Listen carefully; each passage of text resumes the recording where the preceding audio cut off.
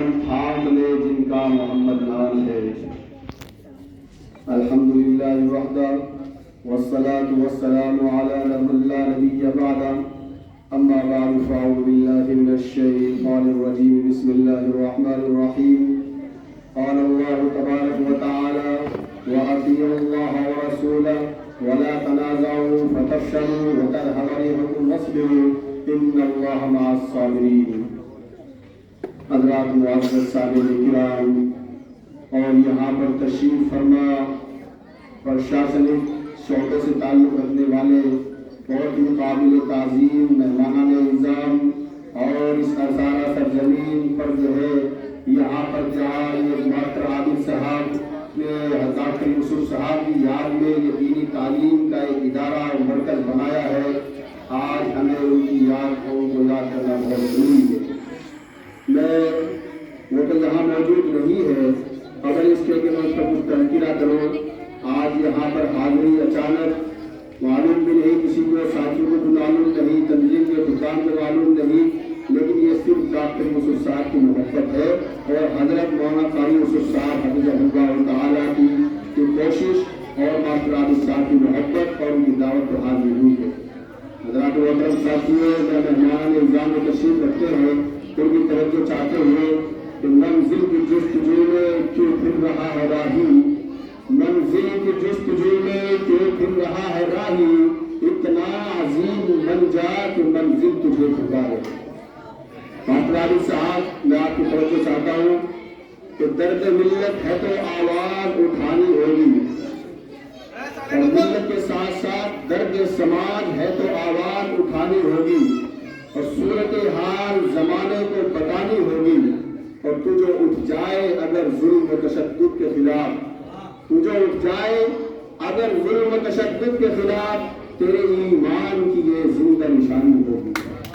काबिल एहतराम साथियों, मैंने कुरान करीम की एक बहुत ही अजीम आयत पढ़ी है जिसका तर्जुमा और जिसका मफहूम ये है, ए ईमान वालों, इताअत करो अल्लाह की और रसूलुल्लाह सल्लल्लाहु अलैहि वसल्लम की।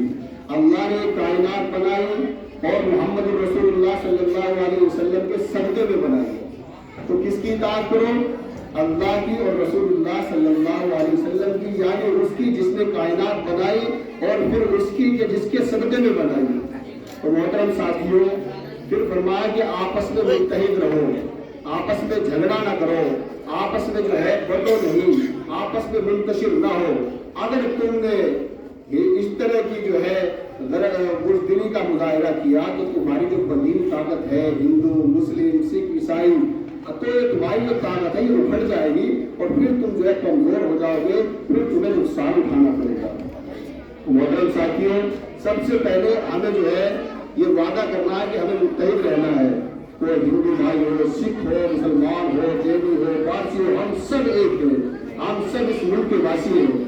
और इसी पैगाम को लेकर हमारे इस इदारे से ताल्लुक़ रखने वाले डॉक्टर यूसुफ साहब बहुत अरसे पहले उन्होंने समाज की खिदमत की, जो पैगाम दिया और एकता का जो नारा लगाया, चाहे वो जाति की सतह का हो या बिरादरी से बाहर निकलकर, चाहे वो असारा हो या फिर वो कालपत हो, मुजफ्फरनगर हो या फिर इसी तरीके से मेरठ मंडल हो, गाजियाबाद हो, यहाँ से बावड़ो रे बिल्कुल लखनऊ तक पहुंची और लखनऊ के बड़े बड़े जिम्मेदार लोग उनको जानते थे।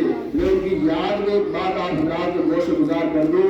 डॉक्टर यूसुफ साहब एक काबिल ताज़ीम शख्सियत थी जिनको बर वक्त समझा नहीं गया, क्योंकि बुजुर्गों ने कहा है मुसलमान मुर्दा परस्त है, ये जिंदा परस्त नहीं है।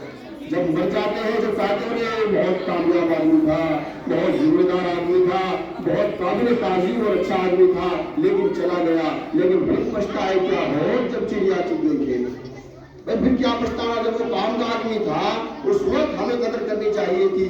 बैरिकेड उनका संघर्ष समाज के लिए, मुल्क के लिए, मिल्लत के लिए, समाज के लिए और तमाम के तमाम समाज और तबकात के बिरादरी को नीचे से उठाकर ऊपर लाने के लिए उन्होंने इस नारे को दिया है उच्चतम अधिकार परिषद। मैं इसको आपसे तकरीबन 10 साल पहले से जानता हूँ। एक बार डॉक्टर साहब पसंद आए, हजरत मौलाना फरूखुद्दीन साहब असीर प्रताप में हयात थे, बहुत काम की बातें ध्यान में रखे। حضرت سے فون کرایا اور کہا کہ میں مولانا ارشاد نعمانی صاحب کو بلایا جائے. میں وہاں پہنچا تو اس وقت ہندوستان کے مشہور اخبار روزنامہ انقلاب میں کام کرتا تھا. تو ڈاکٹر صاحب سے جب ملاقات ہوئی بڑی پیار محبت سے نوازا. ایسا محسوس ہوا جیسے کوئی اپنا والد اپنا باپ پیار کرتا ہے. اندازہ لگائیے اس شخصیت کے جو ہے دل میں سوال اور محبت اور ملک کی کتنی محبت تھی. تو میں نے معلوم کیا مجھے کس مقصد کے تحت بلایا گیا ہے.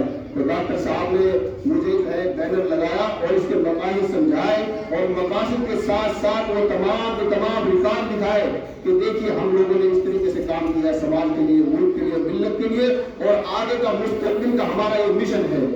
میں اس وقت جب ان کی کارکردگی اور محنت دیکھی ساتھیوں, یہاں پر 18 کے لوگ جو ہے تشریف فرما ہے اور پورے دیگر جو ہے سرکاری ادھیکاری بھی موجود ہے. ان کا بیٹا بھائی محترم کے ساتھ یہاں موجود ہے. اس لیے بتا رہا ہوں کہ واقعی ان کی جو سنگھرش اور محنت تھی وہ قابل دید تھی, قابل ستائش تھی, قابل تحسین ہے, قابل مبارکباد ہے. تو انہوں نے کہا کہ ہم اس سنگھرش کو کر رہے ہیں, آپ کو اس کی خبر لگانی ہے.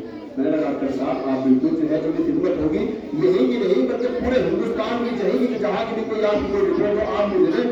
الحمدللہ میں نے بہت سارے اخبارات کو رپورٹ کو پہنچایا. انہوں نے بہت ساری رپورٹیں مجھے دکھائی.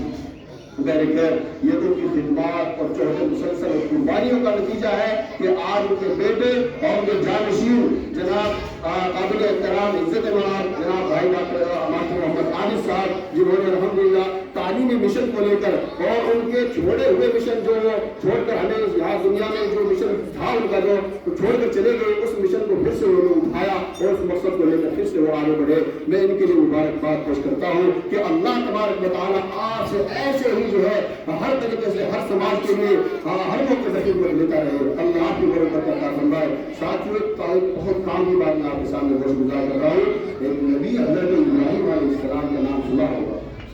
یہ بہت بڑا پیغام ہے ہم سب کے لیے. حضرت ابراہیم علیہ السلام وہ اللہ کے بہت ہی برکتیدہ